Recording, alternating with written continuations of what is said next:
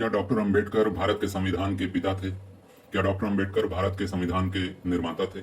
क्या डॉक्टर अंबेडकर भारत के संविधान के चीफ आर्किटेक्ट थे? ये वो उपाधियां हैं जो डॉक्टर अंबेडकर के नाम से हमारे भारतीय समाज में प्रचलित हैं। आखिर डॉक्टर अंबेडकर को ये उपाधियां किसने प्रदान की? क्या डॉक्टर अंबेडकर के साथ संविधान सभा में काम करने वाले अन्य विद्वानों ने ये उपाधियां डॉक्टर अंबेडकर को प्रदान की थी? क्या डॉक्टर अंबेडकर को यह सर्टिफिकेट पंडित जवाहरलाल नेहरू ने दिया था या सरदार पटेल ने दिया था? या कि डॉक्टर अंबेडकर को यह सर्टिफिकेट के M Munshi, Aladi Krishnaswami Iyer, B Shiva Rao, B N Rao या संविधान सभा में काम करने वाले अन्य किसी विद्वान ने दिया था? जब डॉक्टर अंबेडकर को ये उपाधियां संविधान सभा के किसी भी अन्य विद्वान ने नहीं दी, तो फिर आखिर हमारे समाज में यह प्रचलित कैसे हो गया कि डॉक्टर अंबेडकर संविधान के पिता हैं या संविधान के एकमात्र निर्माता हैं? इन्हें देखिए, ये हैं टीटी कृष्णमाचारी, हमारे संविधान सभा के एक बड़े महत्वपूर्ण सदस्य। संविधान सभा के द्वारा बनाई गई प्रारूप समिति, जिसने संविधान के प्रारूप को व्यवस्थित किया था, उसके भी ये बहुत ही महत्वपूर्ण सदस्य थे। टीटी कृष्णमाचारी की चर्चा करना इसलिए आवश्यक है क्योंकि टीटी कृष्णमाचारी के ही कथन को गलत तरीके से बार बार प्रस्तुत किया गया, जिससे कि हमारे देश में यह मिथक पैदा हुआ कि डॉक्टर अंबेडकर संविधान के पिता हैं। तो क्या कहा था टीटी कृष्णमाचारी ने? आइए आपको बताते हैं। टीटी कृष्णमाचारी संविधान सभा में संविधान निर्माण होने के उपरांत अपने एक कथन में कहते हैं, जो 7 सदस्य प्रारूप समिति के लिए निर्वाचित हुए थे, उनमें से एक ने परिषद से इस्तीफा दे दिया और उसे बदला गया। एक अन्य सदस्य की मृत्यु हो गई तो उसके स्थान पर किसी दूसरे सदस्य को नहीं लिया गया। एक अन्य सदस्य अमेरिका में थे लेकिन उनका स्थान भरा नहीं गया। एक अन्य सदस्य सरकारी कामकाज में व्यस्त रहे और इस सीमा तक उनका अभाव रहा। एक या 2 सदस्य दिल्ली से दूर थे और शायद स्वास्थ्य उन्हें उपस्थित रहने की अनुमति नहीं देता था। अंततोगत्वा यह हुआ कि संविधान का प्रारूप तैयार करने का भार डॉक्टर अंबेडकर के ऊपर आ गया। टीटी कृष्णमाचारी के इस कथन की जांच करना बहुत आवश्यक है, लेकिन इससे पहले कि हम इस कथन की जांच करें, आपको पहले प्रारूप समिति के विषय में बता देते हैं। संविधान का निर्माण संविधान सभा ने किया था। संविधान सभा ने बहुत सारी समितियों का निर्माण किया। उन समितियों ने भिन्न भिन्न महत्वपूर्ण विषयों पर अपनी रिपोर्टें प्रस्तुत की। समितियों द्वारा बहुत सारा बौद्धिक कार्य कर लिया गया। सारा बौद्धिक कार्य विभिन्न समितियों द्वारा कर लेने के उपरांत अगस्त 1947 में संविधान सभा ने प्रारूप समिति का निर्माण किया। यह प्रारूप समिति का कार्य था कि वह संविधान के प्रारूप को व्यवस्थित करे। पहले हम जानते हैं कि इस प्रारूप समिति के सदस्य कौन कौन थे। तो इस प्रारूप समिति में कुल 7 सदस्य थे, जिनमें Alladi Krishnaswami Iyer, N Gopalaswami, B R Ambedkar, K M Munshi, Mohammad Saadulla, B L Mitter और डी पी खेतान थे। अगस्त 1947 को हुई बैठक में बी आर अम्बेडकर को इस प्रारूप समिति का अध्यक्ष चुना गया था। अर्थात अगस्त 1947 में हमारी प्रारूप समिति अस्तित्व में आ गई थी और इस समय तक संविधान निर्माण से संबंधित बहुत सारा बौद्धिक कार्य भी किया जा चुका था। तो इस समिति का कार्य क्या था? इस प्रारूप समिति का कार्य मुख्यतः मिलान का ही था। इसे मुख्यतः संविधान सभा में लिए गए निर्णयों, विभिन्न समितियों द्वारा की गई सिफारिशों और संवैधानिक सलाहकार श्री बी एन राव द्वारा बनाए गए प्रारूप संविधान के बीच मिलान का कार्य करना था। कहने का अर्थ यह है कि जब प्रारूप समिति ने अपना कार्य शुरू किया तो संविधान का प्रारूप पहले ही संवैधानिक सलाहकार श्री बी एन राव द्वारा बनाया जा चुका था। अब प्रारूप समिति का कार्य उस राव द्वारा बनाए गए संविधान को व्यवस्थित करना था। अब आइए टीटी कृष्णमाचारी के बताए गए कथन की जांच करते हैं। टीटी कृष्णमाचारी कहते हैं कि जो 7 सदस्य प्रारूप समिति के लिए निर्वाचित हुए थे, उनमें से एक ने परिषद से इस्तीफा दे दिया और उसे बदला गया। एक अन्य सदस्य की मृत्यु हो गई तो उसके स्थान पर किसी दूसरे सदस्य को नहीं लिया गया। इस कथन में स्वयं कहा गया है कि एक सदस्य ने परिषद से इस्तीफा दे दिया और उसकी जगह नए सदस्य को रखा गया। यह बात स्वतः बता रही है कि प्रारूप समिति के कार्य को करने के लिए अंबेडकर के साथ दूसरे व्यक्ति भी थे। अब हम आपको बताते हैं कि यहाँ इस्तीफा देने वाले व्यक्ति थे श्री बी एल मित्तर, जिन्होंने अपने खराब स्वास्थ्य के कारण समिति से इस्तीफा दिया और इनकी जगह एन एम राव को रखा गया, जो कि एक योग्य सदस्य थे। यहाँ यह भी ध्यान देना आवश्यक है कि श्री मित्तर ने कब इस्तीफा दिया और कब श्री राव को उनकी जगह रखा गया, इसकी कोई जानकारी उपरोक्त कथन में नहीं है। श्री मित्तर के जाने के बाद श्री राव ने समिति में कार्य किया। श्री कृष्णमाचारी के उपरोक्त कथन में नाम व समय का भी कोई उल्लेख नहीं है।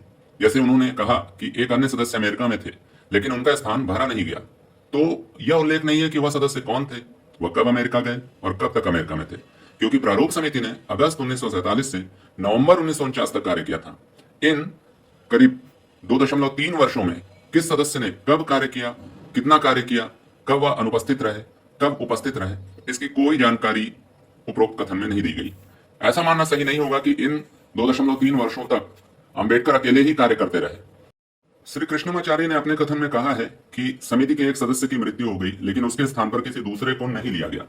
जबकि इतिहास का तथ्य यह है कि समिति के सदस्य श्री डीपी खेतान की मृत्यु 1948 में होने के बाद इनकी जगह स्वयं टीटी कृष्णमाचार्य जी को ही समिति में रखा गया।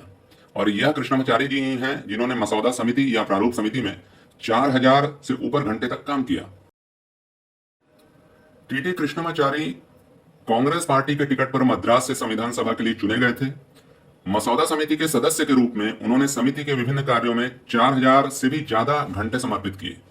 संविधान सभा में उन्होंने अभिव्यक्ति की स्वतंत्रता और आपातकालीन प्रावधानों सहित अन्य मुद्दों पर हस्तक्षेप किया। हम देख सकते हैं कि श्री कृष्णमाचार्य स्वयं प्रारूप समिति में कितनी मेहनत से कार्य किए थे। वो खुद 4000 घंटे यानी करीब करीब 167 दिनों तक के हिसाब से प्रारूप समिति के कार्य में सक्रिय रहे। यह तो कृष्णमाचार्य जी का बड़प्पन ही कहा जाएगा कि खुद भी प्रारूप समिति में इतनी मेहनत से कार्य करने के बाद भी वह अपने हिस्से का भी सम्मान अंबेडकर को दे रहे थे। उस संविधान सभा में सभी ऐसी ही बड़ी भावना से कार्य कर रहे थे। सभी खुद को पीछे रखकर दूसरे को सम्मानित कर रहे थे। यह एक अलग ही तरह की भावना थी जो कि करीब करीब सभी सभा सदस्यों में थी। खुद अंबेडकर भी संविधान निर्माण के इन 3 वर्षों दिसंबर 1946 से लेकर दिसंबर 1949 के लिए एकदम बदल से गए थे। संविधान सभा के सकारात्मक व देशभक्ति से परिपूर्ण वातावरण ने अंबेडकर को भी काफी प्रभावित किया था। अपने कथन में श्री कृष्णमाचार्य कहते हैं कि एक अन्य सदस्य सरकारी कामकाज में व्यस्त रहे और इस सीमा तक उनका अभाव रहा।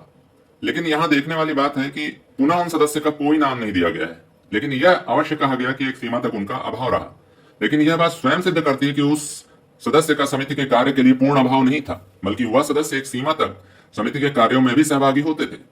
इससे भी साफ पता चल रहा है कि अंबेडकर प्रारूप समिति में कोई अकेले कार्य नहीं कर रहे थे, बल्कि उन्हें अपने समिति सदस्यों से पूर्ण सहयोग प्राप्त होता था। प्रारूप समिति के एक अति महत्वपूर्ण सदस्य अलाडी कृष्णस्वामी अय्यर के इस कथन को सुनिए।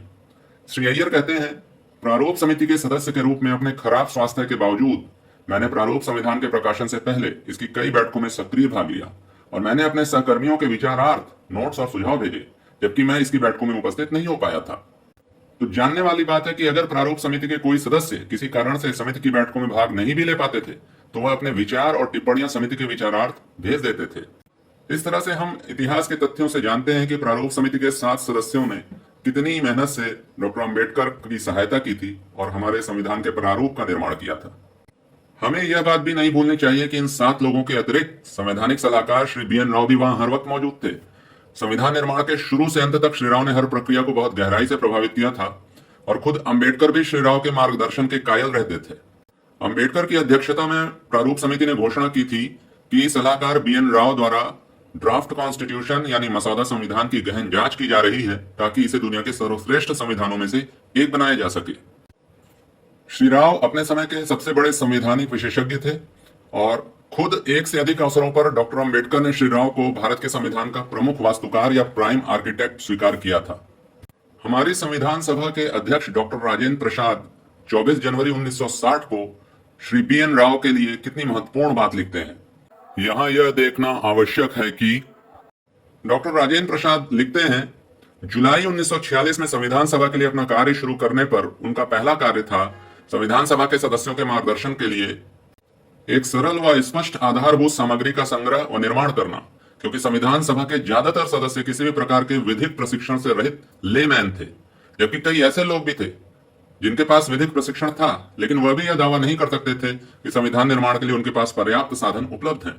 श्री राव ने संविधान के विविध पहलुओं का तथा कई देशों के संविधानों के ध्यानपूर्वक अध्ययन पर आधारित कई ब्रोशर, पेपर व नोट तैयार करके संविधान सभा के सदस्यों के कार्यों को बहुत बड़े पैमाने पर हल्का कर दिया और साथ ही श्री राव ने संविधान का काफी पूर्ण प्रारूप तैयार करके वृहद चर्चाओं के लिए आधार तैयार किया। डॉक्टर राजेंद्र प्रसाद आगे कहते हैं, अगर डॉक्टर BR अम्बेडकर संविधान के विभिन्न चरणों में एक अच्छे पायलट की तरह थे, तो श्री BN राव वह व्यक्ति थे जिन्होंने संविधान की कल्पना कर इसकी नींव रखी थी। डॉक्टर राजेंद्र प्रसाद आगे कहते हैं कि संविधान सभा में जैसी सेवा श्री राव ने दी उसकी अत्यधिक प्रशंसा भारत के बाहर भी की गई, इसीलिए बर्मा के संविधान का ढांचा तैयार करने का श्रेय भी काफी हद तक श्री राव को ही जाता है। उनके यही गुण जिनके कारण भारत की संविधान सभा संविधान निर्माण जैसे जटिल कार्य को 3 वर्ष से भी कम समय में पूरा कर सकी थी। और अंत में डॉक्टर राजेंद्र प्रसाद श्री राव के लिए कहते हैं कि संविधान सभा में जिन दिग्गजों ने संविधान निर्माण के अत्यधिक जटिल कार्य में अपना योगदान दिया था, उनमें श्री राव अपने पांडित्य, निर्लिप्तता व सतत लगनशीलता के कारण एक विशिष्ट स्थान रखते हैं। हमारी संविधान सभा के एक अन्य सदस्य B. शिवा राव भी अपनी पुस्तक में BN राव के लिए लिखते हैं, भारत के संविधान के मुख्य आर्किटेक्ट के रूप में भावी पीढ़ियों द्वारा वह हमेशा याद रखे जाएंगे। उनका संवैधानिक कानून का विशाल ज्ञान व विभिन्न देशों में उसके अभ्यास तथा उसके स्पष्ट व सटीक विवरण करने के गुण ने भारत की संवैधानिक सभा को संविधान निर्माण जैसे दुरूह कार्य को 3 वर्ष से भी कम समय में पूरा करने में मदद की। भारत की संविधान सभा द्वारा श्री राव को अमेरिका, कनाडा, ब्रिटेन व आयरलैंड जैसे देशों में वहां के प्रमुख संविधान विशेषज्ञों से मिलने के लिए भेजा गया था। तो आप देख सकते हैं कि यह वह पीढ़ी थी जिसने संविधान सभा में डॉक्टर अम्बेडकर के साथ काम किया था, और यह संविधान के मुख्य आर्किटेक्ट या संविधान निर्माता के रूप में डॉक्टर अम्बेडकर को नहीं बल्कि सर BN राव को देखते थे, क्योंकि इन लोगों ने सभी के कार्य अपनी आंखों के सामने देखा था। अतः वह हर व्यक्ति का उचित मूल्य जानते थे। अब सबसे अंत में हम पुनः श्री कृष्णामाचारी जी के कथन की अंतिम पंक्ति पर ध्यान देते हैं। श्री कृष्णामाचारी जी अपने कथन की अंतिम पंक्ति में कहते हैं, अंततोगत्वा यह हुआ कि संविधान के प्रारूप तैयार करने का भार डॉक्टर अम्बेडकर के ऊपर आ गया। इस अंतिम पंक्ति पर किसी का ज्यादा ध्यान नहीं गया, लेकिन यह अंतिम पंक्ति अपने आप में सारी बात स्पष्टतया कह दे रही है। यहाँ श्री कृष्णामाचारी बहुत साफ साफ कह रहे हैं कि संविधान का प्रारूप तैयार करने का भार डॉक्टर अम्बेडकर पर आ गया। इसी को जल्दी में प्रचार करने वालों ने ऐसा ले लिया कि अम्बेडकर ने पूरा संविधान अकेले तैयार कर दिया, जबकि यहाँ श्री कृष्णामाचारी साफ साफ संविधान का प्रारूप कह रहे हैं, संविधान नहीं। हमें संविधान के प्रारूप और संविधान में अंतर समझना पड़ेगा। अम्बेडकर ने संविधान तैयार कर दिया ऐसा श्री कृष्णामाचारी नहीं कह रहे हैं, बल्कि वो प्रारूप की बात कर रहे हैं। संविधान के प्रारूप यानी ड्राफ्ट को ही संविधान समझ लिया गया, जबकि प्रारूप समिति का कार्य संविधान के प्रारूप को तैयार करने का था। इस समिति का कार्य मुख्यतः मिलान का ही था। इसे संविधान सभा में लिए गए निर्णयों, विभिन्न समितियों द्वारा की गई सिफारिशों और श्री BN राव द्वारा बनाए गए प्रारूप संविधान के बीच मिलान का कार्य करना था। संविधान सभा में गहन बहस और विचार विमर्श के बाद संविधान के प्रारूप पर कई निर्णय लिए जाते थे और प्रारूप वापस प्रारूप समिति को सौंप दिया जाता था, जिसका काम प्रारूप में पुनः काट छांट और सुझाए गए संशोधन करना होता था। संविधान के प्रारूप पर बहसें केवल संविधान सभा में ही नहीं होती थी, बल्कि कांग्रेस पार्टी की बैठकों में भी संविधान के प्रारूप पर निर्णय लिए जाते थे। और यह सब जानकारियां पूर्ण होने के बाद प्रारूप समिति पुनः संशोधित प्रारूप को संविधान सभा में प्रस्तुत करती थी, जहां पुनः प्रारूप के साथ वही क्रिया की जाती थी और अंत में सभी तरह की आवश्यक बहसें होने और इन बहसों के निर्णयों के अनुसार संविधान के प्रारूप को संशोधित करने के उपरांत संविधान सभा ने संविधान के प्रारूप को अपना लिया। अब यह प्रारूप भारतवर्ष का संविधान कहलाने लगा। तो यह था संविधान और वह था प्रारूप। श्री कृष्णामाचारी ने भी इतना ही साफ कहा था, लेकिन किसी ने ध्यान नहीं दिया। डॉक्टर अम्बेडकर प्रारूप समिति के अध्यक्ष थे, अतः प्रारूप समिति द्वारा संशोधित प्रारूप को संविधान सभा में प्रस्तुत करना और उस पर उठे प्रश्नों का उत्तर देना जैसे इत्यादि कार्य डॉक्टर अम्बेडकर का ही दायित्व था। ऐसे ही कई तरह की बातों पर सही तरीके से ध्यान न देने से अम्बेडकर संविधान निर्माता जैसा मिथक बनता ही गया, जबकि डॉक्टर अम्बेडकर ने खुद कितने ही मौकों पर यह कहा था कि वह वही कार्य कर रहे थे जैसे निर्देश उन्हें संविधान सभा से प्राप्त होते थे। अतः भारत के संविधान का निर्माण संविधान सभा ने किया था, प्रारूप समिति ने केवल संविधान के प्रारूप का निर्माण किया था। और यही बात TD कृष्णामाचारी ने भी अपने कथन के अंत में कही थी।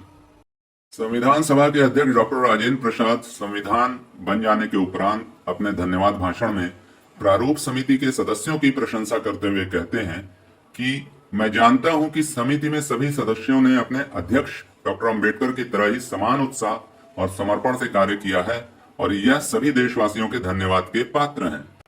इसके बाद डॉक्टर राजेंद्र प्रसाद आगे कहते हैं, यदि आप सब मुझे अनुमति दें तो मैं इस सभा की तरफ से व व्यक्तिगत तौर पर भी हमारे संवैधानिक सलाहकार सर BN राव को भी धन्यवाद अर्पित करना चाहता हूं, जो अवैतनिक सेवक के रूप में हर वक्त यहाँ उपस्थित रहे तथा अपने अथाह ज्ञान से सभा की मदद करने के साथ साथ अन्य सदस्यों को गहराई व बुद्धिमानी से कार्य करने योग्य बनाया। तो यहाँ हम देख सकते हैं कि डॉक्टर राजेंद्र प्रसाद साफ साफ यह बात बोल रहे हैं कि वह BN राव थे जिन्होंने संविधान सभा के अन्य सदस्यों को गहराई व बुद्धिमानी से कार्य करने योग्य बनाया। इसीलिए संविधान सभा में अम्बेडकर के साथ काम करने वाले लोगों ने BN राव को भारतीय संविधान का प्राइम आर्किटेक्ट बताया था। अपने धन्यवाद भाषण में खुद डॉक्टर अम्बेडकर ने भी ये स्वीकार किया था। डॉक्टर अम्बेडकर कहते हैं कि प्रारूप समिति में सर अलादी कृष्णा स्वामी अय्यर जैसे मुझसे भी ज्यादा बड़े अच्छे व समर्थ लोग मौजूद थे और जो सम्मान मुझे दिया गया है मैं उसका पात्र नहीं हूँ। इसके असली हकदार तो संवैधानिक सलाहकार सर BN राव हैं, जिन्होंने संविधान के एक मूल प्रारूप का निर्माण कर उसे विचार के लिए प्रारूप समिति को सौंपा था। डॉक्टर अम्बेडकर आगे कहते हैं कि इस सम्मान के हकदार प्रारूप समिति के वो सदस्य भी हैं जो 141 दिनों तक बैठकर संविधान के विभिन्न पक्षों पर विचार विमर्श व संशोधन करते रहे। इस सम्मान के एक बहुत बड़े हकदार संविधान के मुख्य लेखक श्री एस.एन. मुखर्जी भी हैं, जिन्होंने जटिल से जटिल प्रस्तावों को सरलतम रूप में प्रस्तुत किया। इनकी सहायता के बिना सभा को संविधान निर्माण में और लंबा वक्त लग सकता था। तो यहाँ बहुत आसानी से देख सकते हैं कि कैसे धीरे धीरे मिथक का निर्माण किया जाता है।